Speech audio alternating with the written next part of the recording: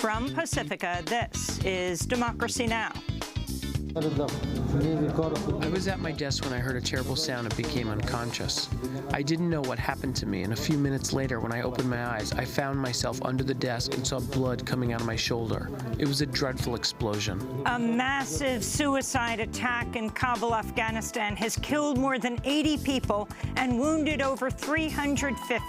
It exploded during rush hour traffic. No group has claimed responsibility so far. We'll go to Kabul for an update from the director of Afghanistan's first 24-hour news station, headquartered just miles from the blast. Then to London to speak with Amnesty International about a newly declassified Pentagon audit that shows the U.S. Army failed to keep track of more than $1 billion worth of weapons and military equipment sent to Iraq and Kuwait, including tens of thousands of assault rifles and hundreds of armored vehicles. We'll also talk about Syria, where U.S. Defense Secretary James Mattis says the U.S. is shifting to annihilation tactics in its fight against ISIS. Our strategy right now is to accelerate the campaign against ISIS. It is a threat to all civilized nations. And the bottom line is we are going to move in an accelerated and reinforced manner, throw them on their back foot. But as the U.S. ramps up airstrikes, are Syrian civilians paying the price? And leaked documents reveal counterterrorism tactics were used at Standing Rock by the security firm Tiger Swan, hired by Energy Transfer Partners, against water protectors who they called insurgents. We'll speak with The Intercept reporter who broke the story and Tara Hauska of the indigenous group Honor the Earth. All that and more coming up.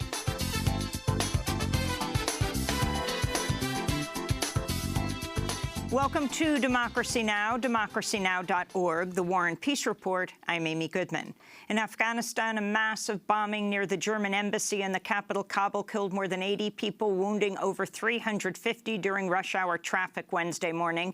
No group has claimed responsibility for the attack so far, though the Taliban said they are not responsible. Officials have described today's bombing as one of the biggest blasts ever in Kabul. It shattered windows more than a mile away from the explosion center and blasted a crater more than 13 feet deep into the ground. Among those who were killed was Aziz Navin, who worked for the Afghan TV station Tolo TV, and Mohammed Nazir, who has worked as a driver for the BBC Afghan service for 4 years and was killed this morning as he was driving his co-workers to the office. Nearby hospitals were inundated with wounded patients after the blast. This is Ghulam Mohammed. I was at my desk when I heard a terrible sound and became unconscious.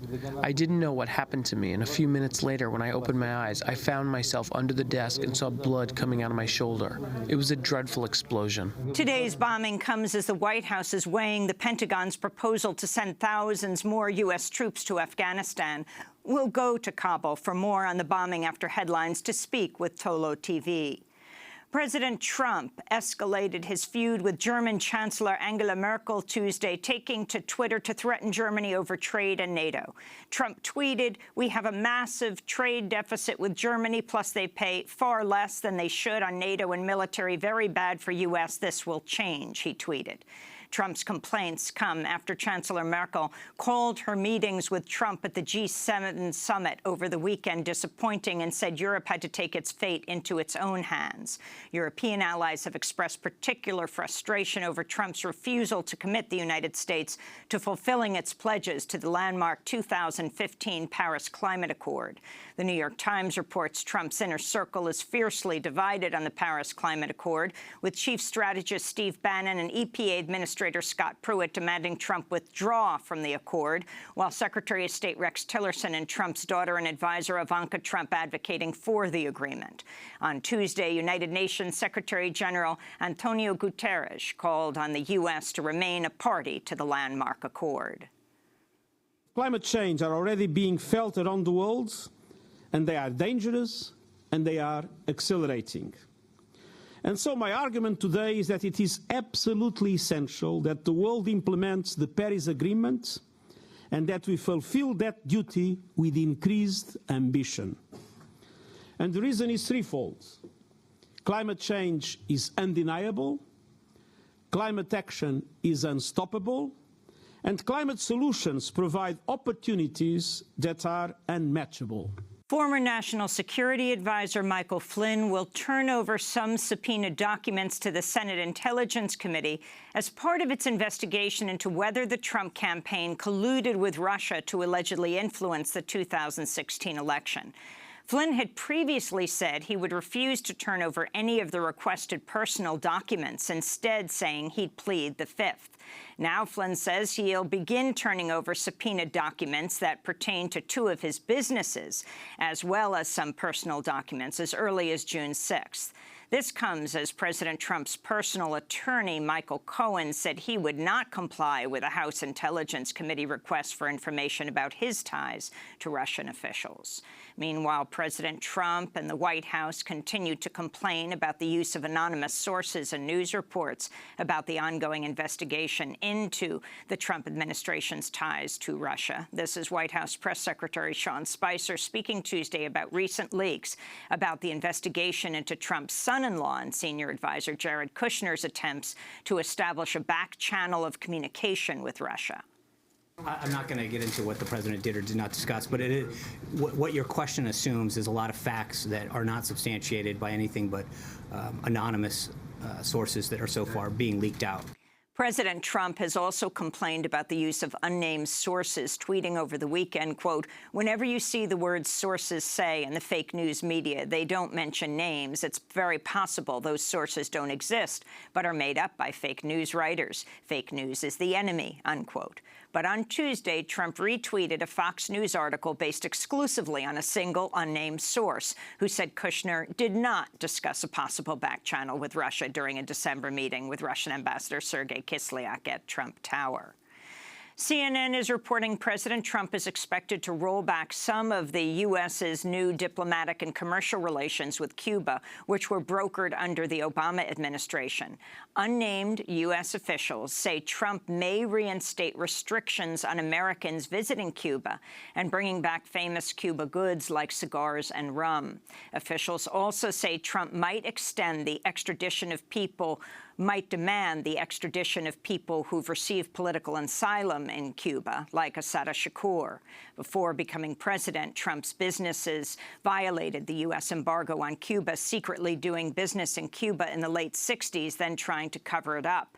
Trump's company, then called Trump Hotels and Casino Resorts, spent at least $68,000 in Cuba during a secret business trip to Havana. At the time, it was illegal under U.S. law to spend any corporate money in Cuba. In the Philippines, President Rodrigo Duterte has sparked outrage after he told soldiers that they could rape women with impunity in the region of Mindanao, where Duterte has declared martial law. In a speech Friday, the Philippine president said, quote, "If you happen to have raped 3 women, I will own up to it," unquote, implying he'd cover for the soldiers and take responsibility himself for the rape.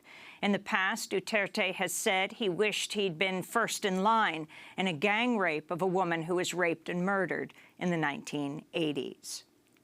In Taiwan, the highest court has ruled against laws prohibiting LGBT couples from marrying, making Taiwan poised to be the first country in Asia to legalize marriage equality.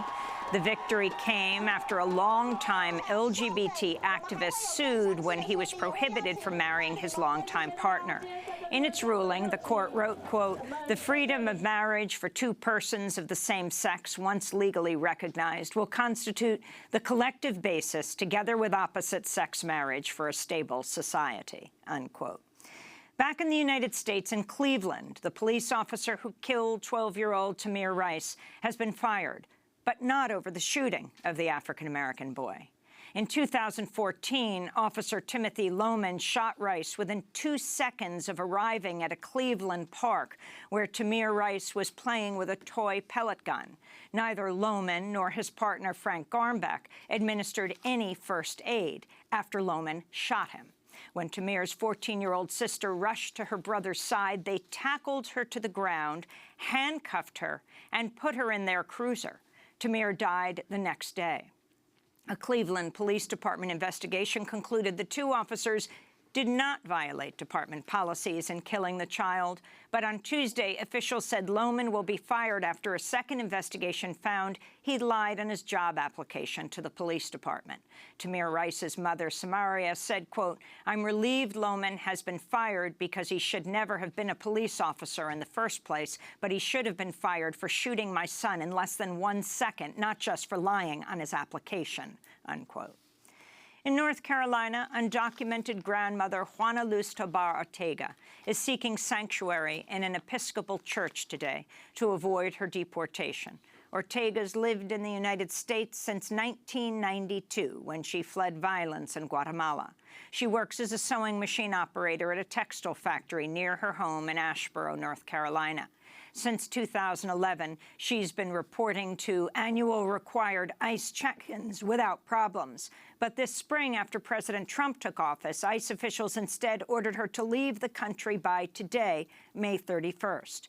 Instead, she's seeking sanctuary in efforts to remain in the United States with her 4 children and 2 grandchildren. And here in New York, Benjamin Yellow Benji Melendez, a gang leader who brokered an historic peace deal between rival gangs in the Bronx and Harlem, has died at the age of 65. Melendez was a Puerto Rican nationalist who was radicalized by a young member of the Black Panthers. In 1971, he was the leader of the Ghetto Brothers gang when one of the gang's members was murdered. In response, Melendez called for the historic Hoe Avenue peace meeting, which de-escalated gang violence in New York City for at least a decade.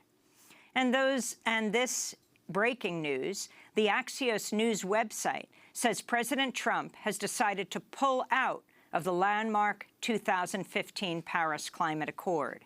Axios is reporting this breaking news based on 2 unnamed sources. It has not been confirmed by the White House or other news outlets. Axios News says the sources had direct knowledge of the decision made by the Republican billionaire who has described global warming as a hoax perpetrated by China. And those are some of the headlines. This is Democracy Now!, democracynow.org, the War and Peace Report. I'm Amy Goodman. And I'm Nermeen Sheikh. Welcome to our listeners and viewers around the country and around the world. We begin today's show in Afghanistan, where a massive bomb blast in the capital Kabul killed more than 80 people and wounded over 350 when it exploded during rush hour traffic on Wednesday morning in the heart of the city's diplomatic area. No group has claimed responsibility for the attack. Officials have described today's bombing as one of the biggest blasts ever in Kabul. It shattered windows more than a mile away from the explosion center and blasted a crater more than 13 feet deep in the ground. Nearby hospitals were inundated with wounded patients after the blast. This is Ghulam Mohammed. I was at my desk when I heard a terrible sound and became unconscious. I didn't know what happened to me, and a few minutes later, when I opened my eyes, I found myself under the desk and saw blood coming out of my shoulder. It was a dreadful explosion. Today's bombing comes as the White House is weighing the Pentagon's proposal to send thousands more U.S. troops to Afghanistan. Among those who were killed in the blast was Adiz Navin, who worked for Tolo News, Afghanistan's 24-hour news channel, and Mohammed Nazir, who worked as a driver for BBC Afghan Service for 4 years. For more, we go to Kabul, where we're joined via Democracy Now! Video stream by Lotfullah Najafizadeh. He's the news director for Tolo News, who has lost one of their employees. We welcome you to Democracy Now! Lotfullah, can you describe what took place today? It was 8:30 in the morning, and I was in my office when I heard, it shook the building. I thought it was an earthquake, and then there was a huge blast.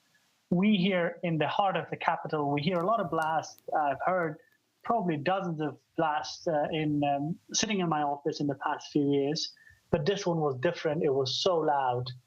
And we thought that probably we were attacked, and then we realized that it was about a few hundred meters away.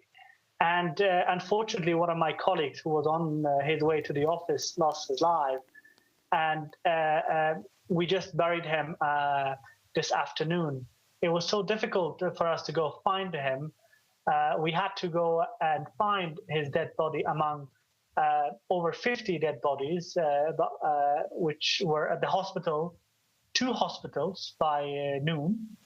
And most of the bodies were burned to death, and some bodies you could just see a few body parts available beyond recognition. It was very, very tragic and barbaric attack.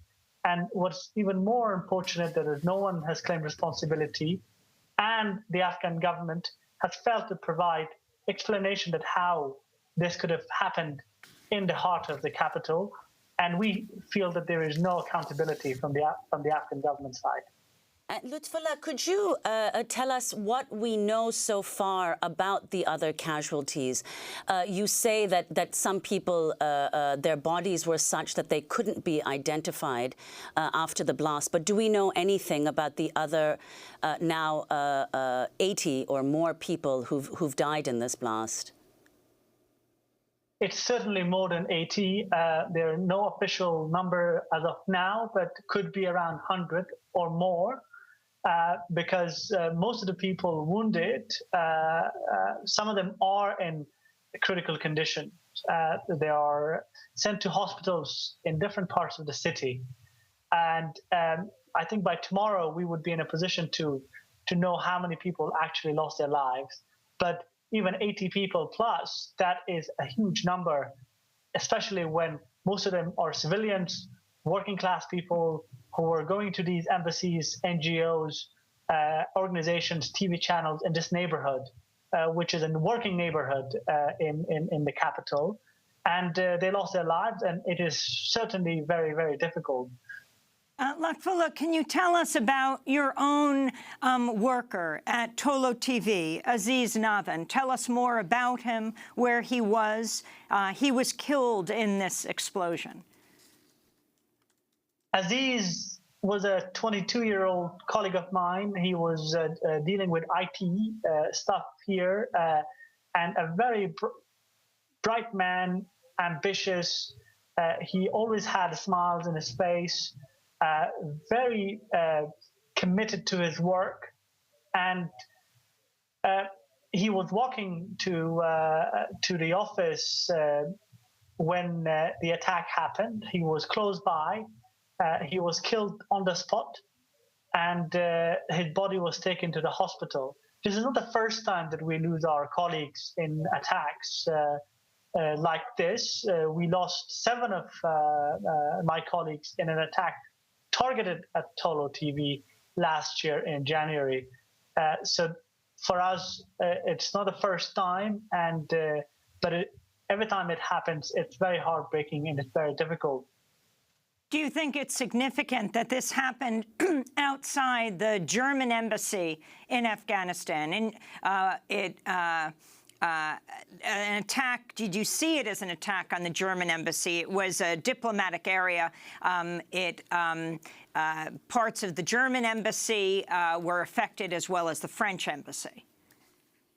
It has affected a lot of embassies. This is an area where British embassy is there, German embassy, of course, next door, Indonesian embassy, French embassy, and a little bit further, U.S. embassy, and many big Afghan companies.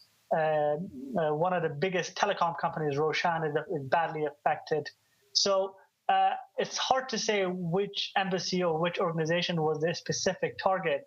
But what we know from Afghan and U.S. military is that this truck full of explosives wanted to get into the green zone where ordinary Afghans and ordinary vehicles are not allowed. So they wanted to get in, and probably even closer to RS or U.S. military base headquarters, presidential palace, and Indian embassy, and so forth, and the U.S. embassy, of course. But it was stopped by an Afghan guard asking for permit and papers, which I think they couldn't provide, or it wasn't convincing. And that was when the suicide bomber or suicide bombers, we don't know how many were in the truck, detonated the explosives. We were particularly struck today watching the networks in the United States, while, of course, there was mention of what just took place. Just watching for hours, there was nothing in comparison to what happened in Manchester, the terrible explosion there that killed 22 people. Almost all programming stopped on that day. Can you talk about what's happening in Afghanistan and whether you think the news coverage, I mean, you're the news director for Tolo News, a 24-hour news station in Kabul, but do you think that the kind of attacks that we're seeing in Afghanistan today get enough international attention? Of course it doesn't. Afghan story is an old story for Westerners, and a lot of people lose their lives here on a daily basis, and they're not even reported. This one was huge. It was in the capital. It made headlines, but it's about the number of the casualties, and it's about the importance of the location, not about the Afghan lives lost in this attack, not about how it has affected the society. And I'm very sad to say this, that Afghan story, or probably the Syrian or the Iraqi stories are just about numbers when attacks happen. And I hope it will change again for better one day, and you hear more about the human side of it. What happened today is definitely a tragic and a huge attack, but this is not the only attack which happens in this country. We lose tens of Afghans on a daily basis across Afghanistan, and some of them are not even in the news, even locally, because of the amount of incidents and attacks you see across Afghanistan. And Lutfullah, I want to go back to what you said earlier and what the news is suggesting, of course, that the Taliban has said they were not responsible for the attack, but some news outlets are reporting that the attack today was very similar to recent Taliban attacks, and that more recently, for several attacks, the so-called Islamic State, or ISIS, has claimed responsibility. So could you say who you think might be responsible for the attack and what the motivation might have been? From what I understand, that nobody claimed responsibility, particularly the Taliban, in attacks where you see a lot of civilian casualties, fearing a public outcry and public criticism. If you had more military casualties in this attack, I'm sure you could see Taliban and others rushing to claim credit and claim responsibility. Well, the question is, who has suicide bombers in this country? Who can really train bombers and bring trucks full of explosives in the capital? It is certainly these terrorist groups who are active and who have been doing this for many, many years. I'm not going to name anyone. As a journalist, I don't think it's appropriate at this stage for me to blame someone, but I think it is certainly some of these terrorist groups who have been taking Afghan lives for many, many years, and this is just one more. Let me ask you, Lutfullah, the U.S. is considering, President Trump is considering sending thousands more troops to Afghanistan. What effect will that have? It will help the Afghan forces and the Afghan government not to lose the war. I don't think the troops will help to win the war. It will probably prevent the situation from further deteriorating across Afghanistan. And we see fighting across the country, and these troops are meant to be sent to different Afghan military units so they can train and they can watch Afghan forces in their day-to-day operations and help them do the job better. I think that's a good thing. Whether this will change the course, I'm not sure. I don't think that this will turn Afghanistan totally 180 degrees by a year or two. We are expecting 2017 and 2018 to be very difficult. But these troops and the fact that there is a tension, and it's important for how long these troops will be in the country, will make a difference. And Lutfullah, before we conclude very quickly, could you comment on the significance of this attack, as well as the attack that took place in Afghanistan on the first day of Ramadan? We also know that in Iraq, in Baghdad, there were two massive attacks. Why do attacks increase in this holy month of Ramadan? First of all, I don't believe that terrorists and groups who are in Afghanistan, now we talk about 20 plus of them, they really care about Ramadan or Eid or Nowruz. And we always see attacks happening on such events and such days and such occasions. I don't think that this has a lot of impact. This is war, and this is over politics and power. And they try to seek the weak moment where the Afghan forces can't defend enough the country, and that's where they hit and that's where they strike. And we have seen so many attacks in the month of Ramadan in the past years as well, during Eid days. Last year, just a couple of days before Eid, Taliban attacked Kunduz province, and they took over the whole city, and so many lives were lost. Finally, Lutfullah, in 2016, in an attack, you lost 7 of your colleagues, but Tolo News, led by you, decided to stay. You're remarkably brave to continue this 24-hour news station headquartered in Kabul. Can you talk about this decision to be there on the ground? I don't know what other choices we had, to be honest. We talked to all of our colleagues, and over 90% of them were under immense family pressures to quit their jobs. But over 90% of them, in the same time, decided to stay and told us that now we should continue firmly and continue with even greater dedication and commitment.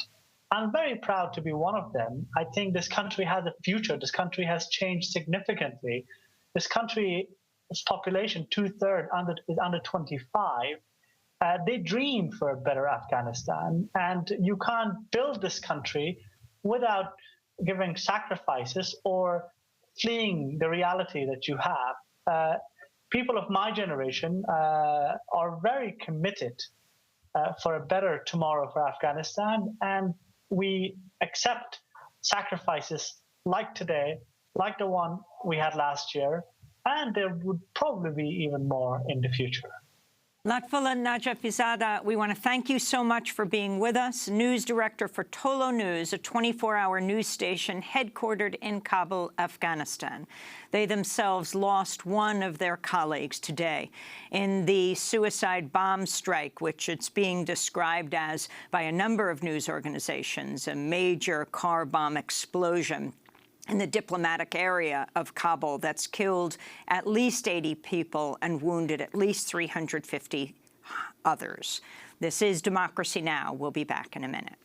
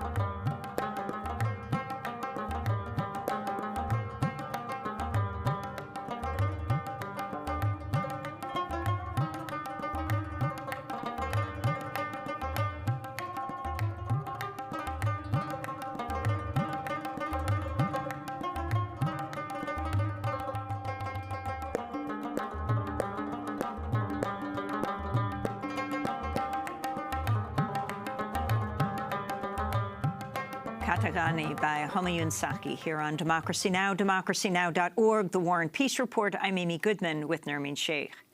We turn now to Iraq, where 2 suicide bombings on Tuesday left over 50 people dead, including 3 children. Dozens were injured in the car bomb attacks in the capital, Baghdad. The first occurred just after midnight outside an ice cream parlor as families were gathering to break their Ramadan fast early on Tuesday. Hours later, the second bomb detonated during the morning rush hour near a government building. ISIS has claimed responsibility for both explosions, saying they targeted gatherings of Shia Muslims. The attacks come as thousands of families continue to flee Mosul amid the U.S. and Iraqi military's campaign to retake the city of ISIS. As many as 700,000 civilians have already fled Mosul amid months of fighting. This comes as a newly declassified Pentagon audit released last week shows the U.S. Army failed to keep track of more than $1 billion worth of weapons and military equipment sent to Iraq and Kuwait, including tens of thousands of assault rifles and hundreds of armored vehicles. The audit found improper record-keeping, including duplicated spreadsheets, handwritten receipts, a lack of a central database to track the transfers. The arms and equipment transfers were a part of the Iraq Train and Equip Fund, a program that initially appropriated $1.6 billion under the 2015 National Defense Authorization Act to help Iraqi forces combat the rise of ISIS. To discuss these findings, we go to London, where we're joined by Patrick Wilkin, Amnesty International's arms control and human rights researcher. Patrick, welcome to Democracy Now! Talk about what you found. Talk about what these Pentagon documents reveal. Thanks. Yeah, this is a kind of a worrying audit of the whole process of the supply chain of over $1 billion worth of equipment, a lot of it weapons, as you said, going into Kuwait and then snaking its way up into Iraq to various US Army depots. And it found, as previous audits have also found, that there was no real centralized information source. So the US military at any one given point in time could not have an accurate assessment of the quantities and the locations of equipment coming in. And I think this is especially concerning because we have seen in previous DoD audits that the situation is even worse on the Iraqi side. Once equipment is handed over to the Iraqis, previous reports have shown that the Iraqi warehouses are disorganized. Even the Iraqi officials don't know what's in some of the warehouses. There's uninventoried equipment sitting in shipping containers in the open. So I think all along this supply chain, there are problems and deficiencies. And why we are very concerned about this is that there is a very long history of leakage of weapons supplied to the Iraqi army. And that leakage is going out to Islamic State and the many, many other armed groups, completely unaccountable armed groups who are committing atrocities and war crimes, not just in Iraq, but in Syria as well.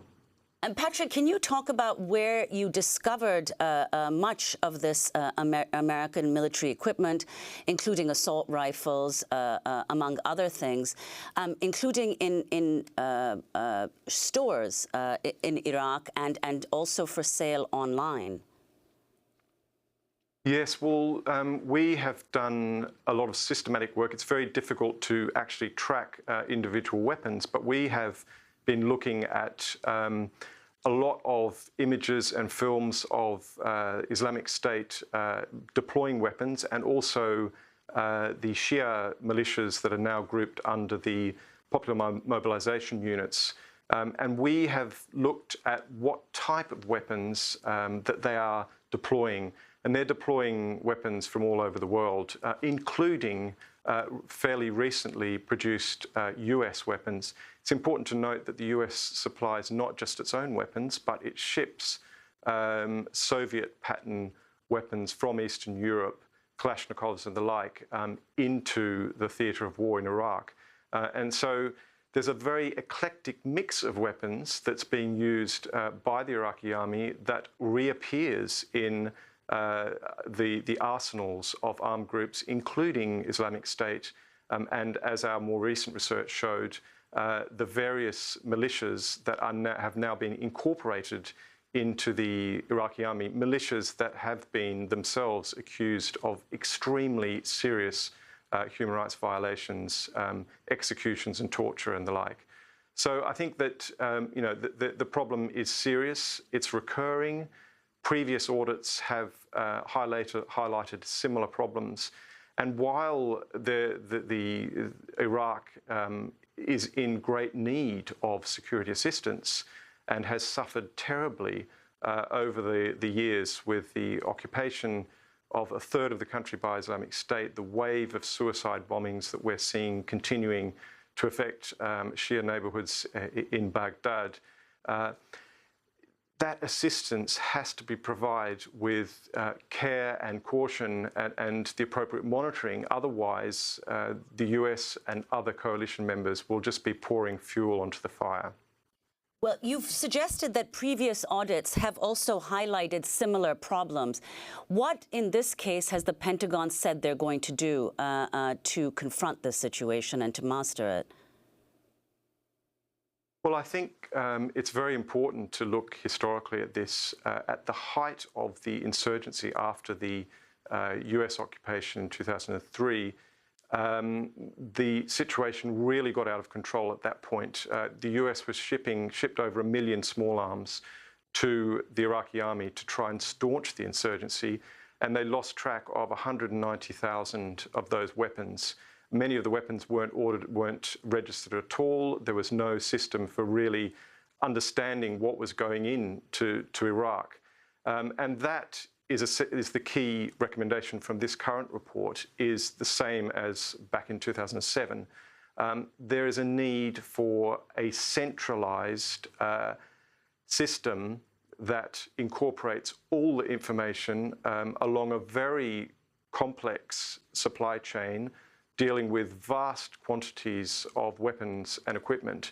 And that centralized system has to coordinate all the various US armed forces and army bases in the region, not just in Iraq, but in the supply centers in Kuwait. And without that, it's impossible really for the US or the Iraqi authorities to know what exactly is going in, where it is at any given point, and if it is secure ultimately, or not being siphoned off to these armed groups that has wrought havoc and created such human suffering across the country for so many years. Patrick Wilken, as we wrap up, it sounds like weapons manufacturers and ISIS are the beneficiaries of this $1 billion worth of arms and other military equipment that the U.S. and Iraq have lost track of. ISIS and weapons manufacturers. What about reducing arms sales and the arms flow to the region? Well, I mean, I think the situation in Iraq is very difficult. There is an acute security problem. The Iraqi army did collapse in 2014, and the whole country was vulnerable to armed groups. ISIS was camped on the outskirts of Baghdad. So there is obviously a key issue to address, and part of that is security assistance. I think the real problem here is how that assistance is being managed and audited.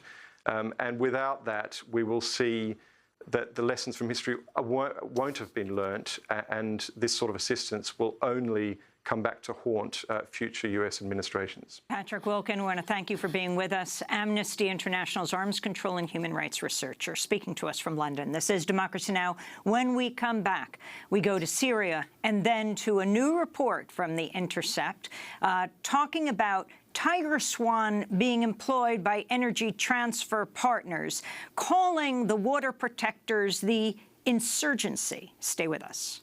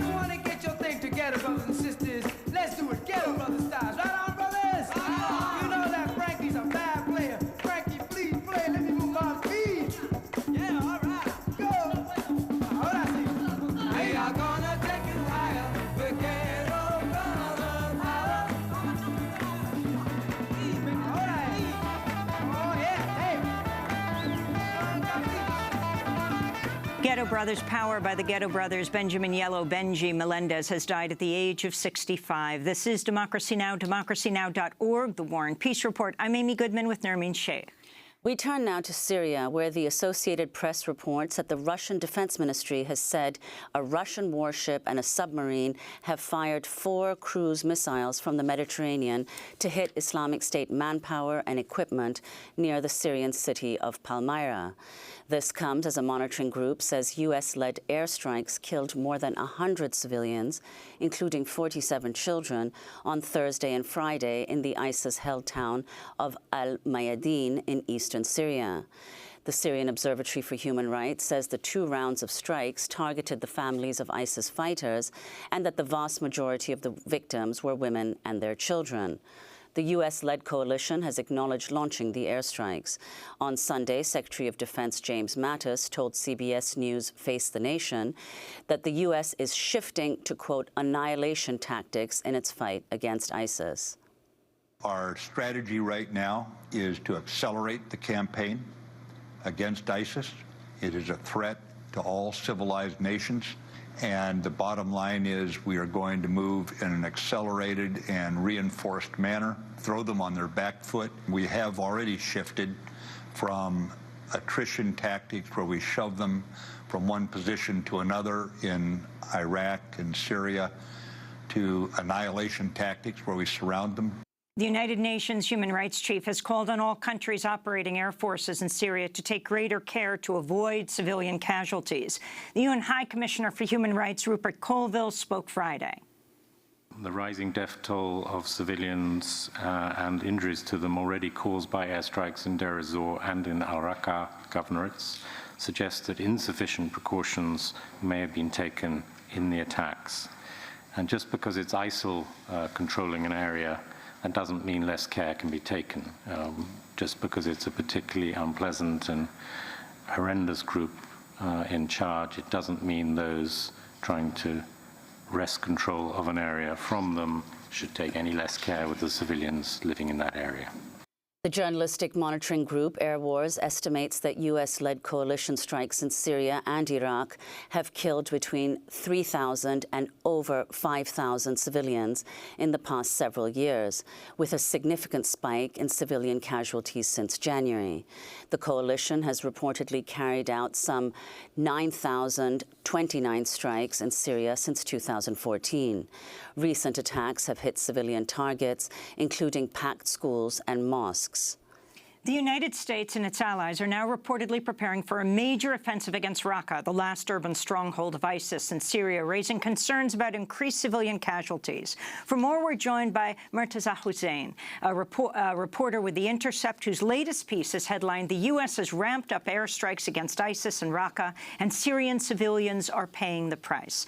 Murtaza, thank you so much for being with us. You start your piece talking about the El Aish family. Tell us who they are and what happened to them. There are 200,000 civilians still trapped in Raqqa, and the Al Aish family was one of them. They attempted fleeing Raqqa in April, and they were unfortunately killed in a U.S. airstrike, which killed a number of women and children who were outside the town of Tabqa, which is in the suburbs of Raqqa. People living in and around Raqqa are facing an extremely dire situation at the moment. They're targeted from the air by U.S. airstrikes and on the ground by ISIS militants who are trying to stop them from fleeing the city. And you've said that, well, in fact, over 9,000 strikes the U.S. has carried out. I mean, we don't hear very much about U.S. airstrikes. Can you give us a sense of how that compares to Russia, for instance, about which we hear all the time? In April, the U.S. carried out a cruise missile strike after the chemical weapons attack in a small town in Syria. But that was only one of many, many thousands of strikes which have happened since 2014 by the United States, targeting not the Syrian government, but militant groups in the country. And these strikes have killed thousands of people. The Russian government carried out a very brutal campaign in Aleppo to help the Syrian government regain control of that city.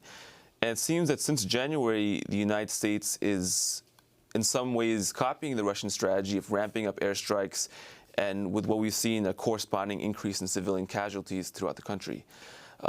Russia's campaign was very brutal, and it took place in full view of the world. And now we're seeing a similar campaign by the United States as it seeks to take ISIS out of its last urban stronghold in Raqqa. What's your response to those who say that the U.S. is actually protecting civilians from ISIS by attacking Raqqa? Civilians are trapped in a very desperate situation right now because ISIS is clearly extremely brutal towards people in its control, including in Raqqa. The difficulty is that the U.S. campaign is supposed to be about liberating civilians, and if it operates with wanton disregard towards them, killing thousands of people, the moral boundaries start to evaporate because ISIS is killing these people for fleeing, and the United States is killing them in many cases while they're also trying to flee. Any campaign which is predicated on protecting civilians needs to ensure that they're not killed in these attacks. And unfortunately, what we've seen in the last few months are spiking death tolls in Syria from these strikes. And the only thing you can conclude are that the United States is loosening its protections around these civilians. Murtaza Hussain, I want to thank you very much for being with us. A reporter at The Intercept, his latest piece, the U.S. has ramped up airstrikes against ISIS in Raqqa, and Syrian civilians are paying the price. This is Democracy Now!, democracynow.org, the War and Peace Report. I'm Amy Goodman with Nermeen Sheikh. We turn now to an explosive new investigation by The Intercept that reveals how international private security firm Tiger Swan targeted Dakota Access water protectors with military-style counterterrorism measures. Tiger Swan began as a U.S. military and State Department contractor. It was hired by Energy Transfer Partners, the company behind the $3.8 billion Dakota Access pipeline. The investigation is based on leaked internal documents which show how Tiger Swan collaborated closely with law enforcement agencies to surveil and target the nonviolent Indigenous-led movement. In the documents, Tiger Swan also repeatedly calls the water protectors, quote, insurgents, and the movement a, quote, ideologically driven insurgency. The Intercept also reports that Tiger Swan did not limit themselves to monitoring activists. They also tried to change the narrative about them on social media. This is a clip of Robert Rice, who hosted a series of online videos critical of the pipeline protest movement without disclosing that he was working for Tiger Swan. This clip is from a show that aired under the name Defend Iowa. As you've probably heard, a group of protesters from Standing Rock have formed a camp near Williamsburg in Iowa County. Their stated goal is to build the camp from 20 people to at least 100 people by midsummer. They say they want to develop new ways to fight pipelines. Now, let us be clear, we are not against peaceful protesting. However, many of the members of this cell have been part of the destruction in Standing Rock last year. And they've all been posting regularly on social media about how they refuse to be part of society. That means constantly asking for money and support from locals. We are not here to convince you they shouldn't be welcomed into your community. We just want to make you aware of the full situation to keep you informed. Defend Iowa will provide helpful information to help you stay in the loop on what's happening with this group. That clip of Robert Rice, who worked for Tiger Swan, is discovered and reported by The Intercept. For more, we're joined by two guests. Aline Brown is with us, a reporter with The Intercept, lead author of the story that's headlined, Leaked Documents Reveal Counterterrorism Tactics Used at Standing Rock to Defeat Pipeline Insurgencies. And joining us from Washington, D.C., Tara Hauska, National Campaigns Director for Honor the Earth. She's Ojibwe from the Couchiching First Nation. We welcome you both to Democracy Now! Aline, why don't you lay out what you found? Sure. So we received more than 100 documents from a Tiger Swan contractor alongside a number of other documents via a public information request that describe in detail not only the tactics used by this private security firm, which include aerial surveillance, infiltration of pipeline opponent groups, and an effort to alter the narrative using videos like this one featuring Robert Rice. But give us the history of Tiger Swan. Sure. So Tiger Swan started out as a rival to the mercenary company Blackwater during the war in Iraq. So, you know, its employees are largely former special ops military guys, a lot of them coming from Delta Force. And so these guys really came up, you know, thinking of their work as counterinsurgency work. So they think of these water protectors and describe them in the documents as compare them to jihadist terrorists, for example. And do you know when Tiger Swan started working with Energy Transfer Partners, and whether what you discovered, does it demonstrate that what Tiger Swan did was in fact illegal? So Tiger Swan started working with Energy Transfer Partners after this incident where another private security firm sicked dogs on water protectors. You know, Amy Goodman, of course, was there. So that was the video we showed from Labor Day weekend when the water protectors came up on the property where they did not expect to see the Dakota Access Pipeline bulldozers excavating what they called their sacred land, and the security guards unleashed dogs on the water protectors who were biting the people and their horses. Right. So after that incident, Tiger Swan came on as sort of a manager for all these various small security firms that were involved.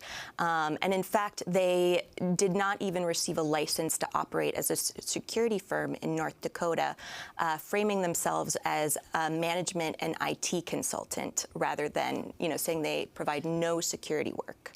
After your article was published, Aline, in The Intercept, North Dakota Indigenous activist and organizer Candy Mossett posted a picture of a small device on Facebook, writing, quote, "This bug was found under a table in a room at the Prairie Knights Casino in October 2016.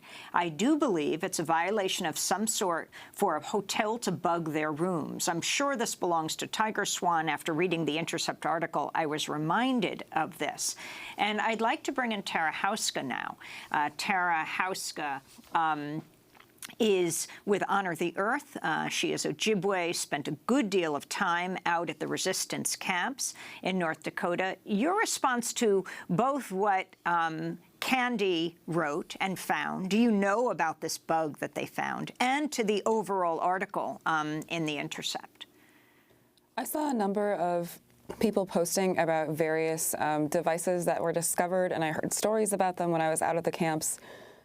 We were very aware of the fact that we were being surveilled, heavily surveilled, and to see this article come out kind of just, you know, basically reinforced and showed, you know, this is what was really happening. There was this conspiring happening between police officers and a private security firm, and we were basically being treated as terrorists. And, you know, this kind of this talk about destruction of Standing Rock, we were trying to protect Standing Rock. We were trying to protect the water.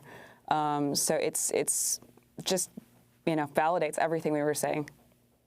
And Tara, the article in The Intercept, the document that Tiger Swan prepared for Energy Transfer Partners on what was happening at the camp at Standing Rock, talked about the presence of Palestinians at the resistance camp and the movement's involvement with Islamic individuals.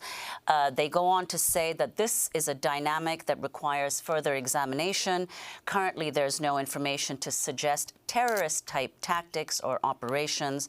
However, with the current limitation on information flow out of the camp, it cannot be ruled out. Could you comment on that? I think throughout those documents, we see this, you know, narrative of, you know, they also suggest that we had weapons around camp when this is a completely unarmed resistance. To discuss Palestinians, you know, trying to paint this model of violence and, you know, these insurgency tactics. We gain support from people all over the world. You know, this is a very clear issue of people defending water. You know, the movement was water is life. So to try and, you know, do this, it created in turn this dynamic where, you know, as people going out and exercising our constitutional rights, you know, the response was incredibly violent, incredibly brutal, and ended with people being treated as animals, you know, being put into dog kennels. This is a very real thing that happened on U.S. soil. And it's a continuation of the treatment of indigenous people since the beginning of the relationship with the United States. You know, one of the last armed conflicts in the U.S. was with indigenous people. The so-called battle, but really massacre that happened at Wounded Knee is one of those last moments where the U.S. used these type of weapons. And again, in the American Indian movement. So this is, you know, an ongoing thing and an ongoing narrative of painting Native people as violent. I want to go to one of the documents referenced in the Intercept piece, where Aline writes that in an October 3rd report, Tiger Swan discusses how to use its knowledge of internal camp dynamics. They write, quote, exploitation of ongoing native versus non-native rifts and tribal rifts between peaceful and violent elements is critical in our effort to delegitimize the anti-DAPL movement. Aline. Yes, I mean, that's a theme we see again and again in the documents, this noting rifts in the movement, you know, and framing that as important to Tiger Swan's efforts at undermining the movement. So, yeah. And Tara, if you can respond to this, Tiger Swan, started by what, Delta Force, person from Delta Force, exploiting tensions within the camp and what you experienced of this. This was an entirely new community that was created. You know, it was people that were coming together for a united cause, but obviously coming from all walks of life. And there were tensions in camp. There were tensions that existed. However, this was a very, you know, unified front of people peacefully defending water.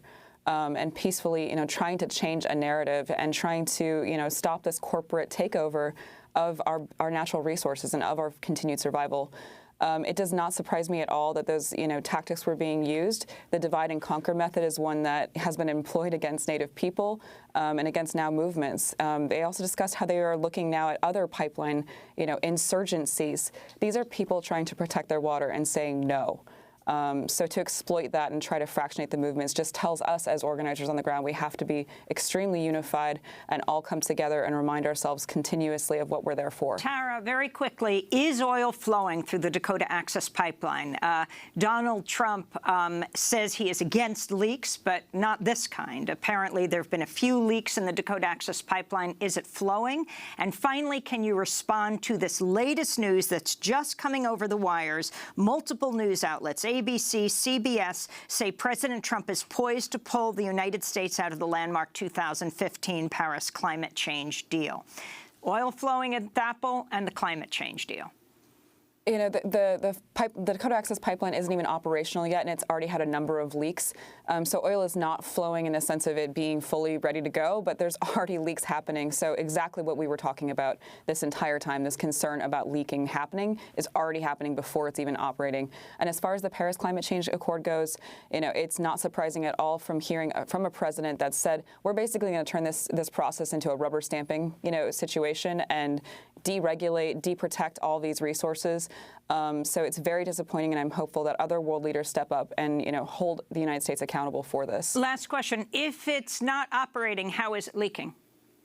Because they've been testing it. So they're testing at various pump stations, and it's already leaking. Tara Houska of Honor the Earth, Aline Brown, a reporter with The Intercept. We will link to your piece. That does it for our show. I'm Amy Goodman with Nermeen Sheikh.